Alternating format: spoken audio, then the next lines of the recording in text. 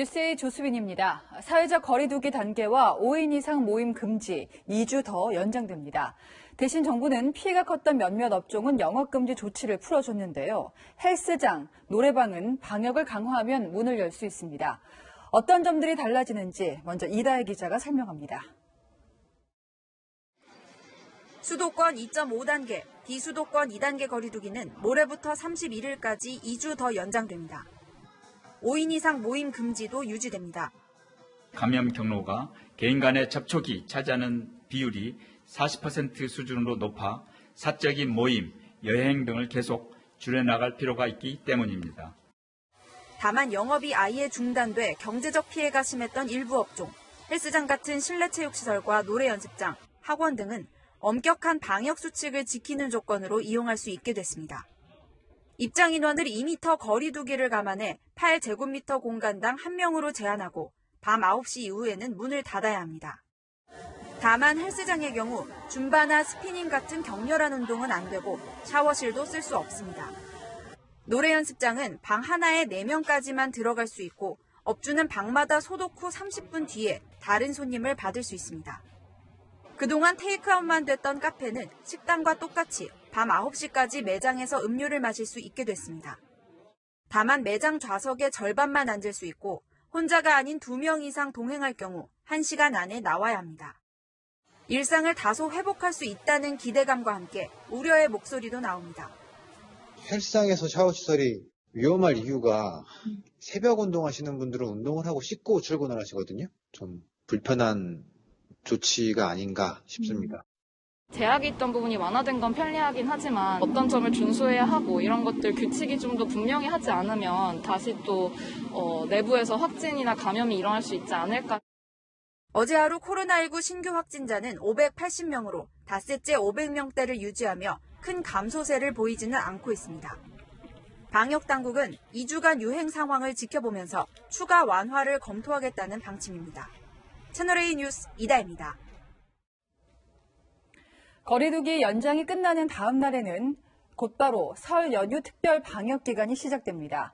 이번 설도 지난 추석 같은 랜선 명절이 된다는 뜻이죠. 시민들은 아쉽지만 조금만 더 참아보자고 말합니다. 조현성 기자입니다. 정부가 다음 달 1일부터 14일까지를 설 특별 방역 기간으로 지정했습니다. 그리운 가족이나 친지와의 만남보다는 마음으로 함께 해주셔야 할 것 같습니다. 아쉽지만 이동과 여행을 자제해 주시고 접촉을 줄여 고향에 계신 부모님의 건강과 안전을 먼저 지켜주십시오. 설 연휴 기간 철도는 창가 좌석표만 판매해 인원을 제한하고요. 고속도로 통행료 유료화도 검토 중으로 이동을 최대한 줄일 계획입니다. 요양병원 명회는 영상통화만 허용되고 성묘 역시 온라인 추모를 권하고 있습니다. 설 이후 확진자가 다시 늘어나는 걸 막기 위해서지만 시민들은 아쉬움을 감추지 못합니다.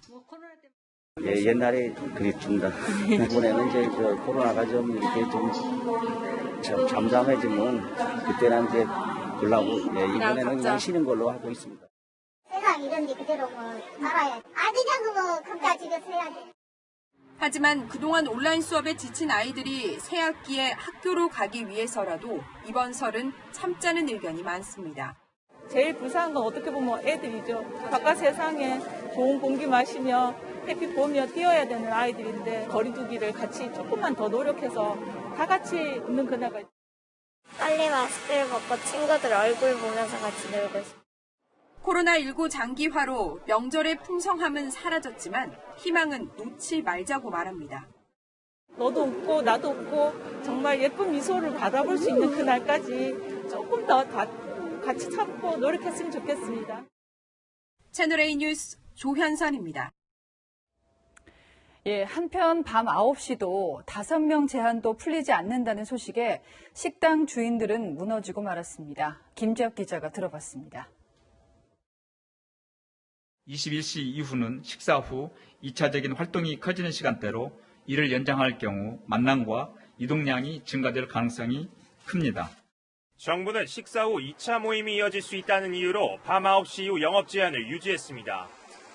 5인 이상 모임 금지도 같은 이유로 연장했습니다. 영업시간을 밤 9시에서 자정까지 늘려달라고 요구했던 자영업자들은 실망감을 나타냈습니다.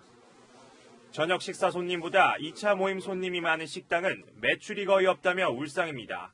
이번에는 꼭 풀릴 줄 알았어요. 근데 또 참으라고 하니까 어떤 대안도 없이 저희만 계속 참을 수는 없잖아요.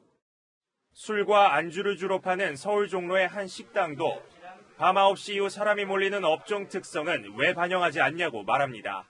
1차와 2차의 명확한 기준점을 알고 계신 정부 분들께서 자영업자들의 상황은 왜 인지를 못 해주시는지. 자영업자 단체에서는 정부가 획일적으로 영업시간을 정할 게 아니라 업종별 특성에 따라 하루에 운영할 수 있는 시간 총량을 정해야 한다는 주장도 나옵니다. 채널A 뉴스 김재혁입니다. 벼랑 끝에 선 자영업자들 한숨이 분노로 바뀌자 정치권에서는 피해를 직접 보상해주는 법안을 경쟁적으로 제안하고 있습니다. 방역 때문에 희생된 분들 살리는데 누가 반대하겠습니까마는 문제는 방법이죠. 필요한 자원을 어떻게 조달하고 나눠줄 건지 현실성 있는 방안이 나오는 게 중요합니다. 최수영 기자입니다. 우리도 살고 싶다! 살고 싶다! 살고 싶다! 보상을 마련하라! 저희 아들이 와가지고 초등학생인데 친구들이 코로나 옮는다고 가까이 오지 말라고 제가 정말 가슴이 너무 무너져가지고 저걸 먹고 살라고 자영업을 하는 건데 전장터에 내보냈으면 총알을 주셔야죠. 건빵 한 봉지 던져주고 버텨보라고. 국회 앞과 민주당에는 영업 제한으로 생존 위기에 내몰린 자영업자들의 항의 방문이 끊이지 않습니다. 반발이 거세지자 민주당은 방역 조치로 휴업한 자영업자들의 피해를 직접 보상해주는 방법을 찾고 나섰습니다. 휴업 기간 동안 최저임금과 임대료를 현금으로 보상하는 내용의 법안도 발의됐습니다. 법이 통과된다면 자영업자들도 방역을 따르면서도 최소한의 보상을 받을 수 있는 길이 열립니다. 집합금지 조치가 된 노래방 헬스장은 한 달 기준 약 310만 원을 받을 수 있게 하겠다는 겁니다.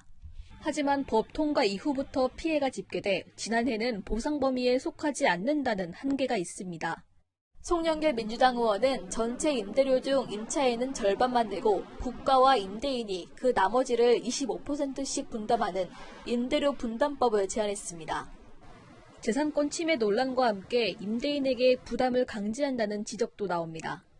국민의힘에서도 자영업자에 대한 국가 지원을 의무로 명시하는 법안을 내놨지만 구체적인 내용은 빠졌습니다.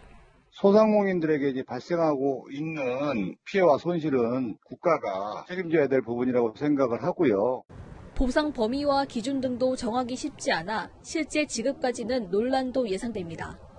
재난지원금에 이어 직접 보상까지 이뤄질 경우 대규모 적자 국채 발행은 불가피하다는 우려도 나옵니다. 채널A 뉴스 최수연입니다.